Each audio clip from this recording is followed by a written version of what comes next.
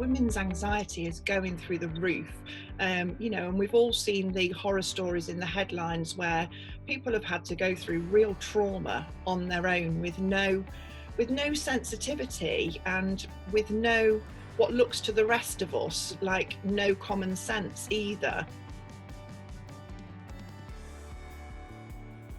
We've seen increases here in the maternal mortality rate anyway, but it's rising. We're seeing more C-sections because doulas are not allowed in the rooms and people don't know what things to say. They don't know what questions to ask.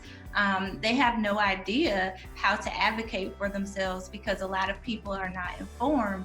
And I even had a client who was trying to give birth to twins, and one of them was in a transverse position, and she had to do that. And she was texting me in order to coach her through this birth. But she, at one point, was having such a difficult time that she said, okay, if I need to make a decision, then I would have my husband come home just so that I could have you here.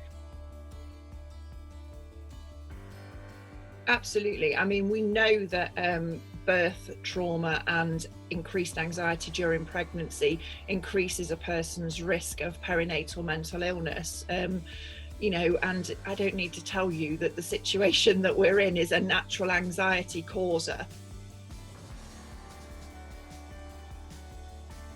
You might have seen on social media the #ButNotMaternity campaign that's been picking up traction over the last couple of months. So one of the things that we would really like to understand is how have the decisions been made? Can we see the risk assessments that have led to the restrictions? Because there is a really clear guideline that talks about these restrictions should not cause undue anxiety and stress.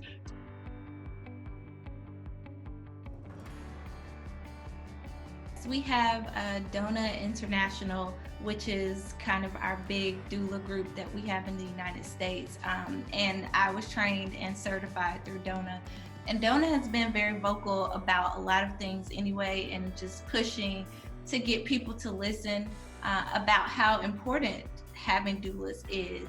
And although we get, although we get an audience in front of a lot of powerful people, just as Nicola said, the change, is not something that's tangible at the moment.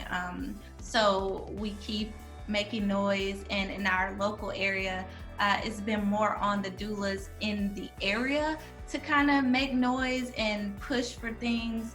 We had to actually try to set up a meeting, and we've had town halls to try to talk to these people at the hospitals just to be able to get us back in.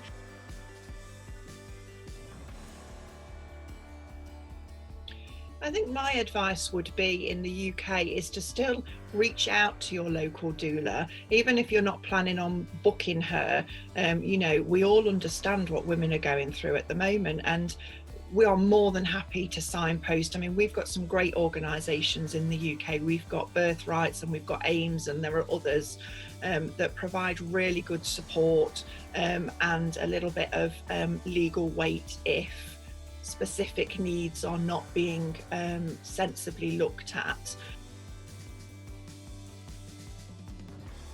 So here in the United States, we do have a lot of people that are supporting clients virtually. So if you can't have a physical doula, then you can have a virtual doula, and that's always a good option. Having someone do something to support you and teach you how to advocate for yourself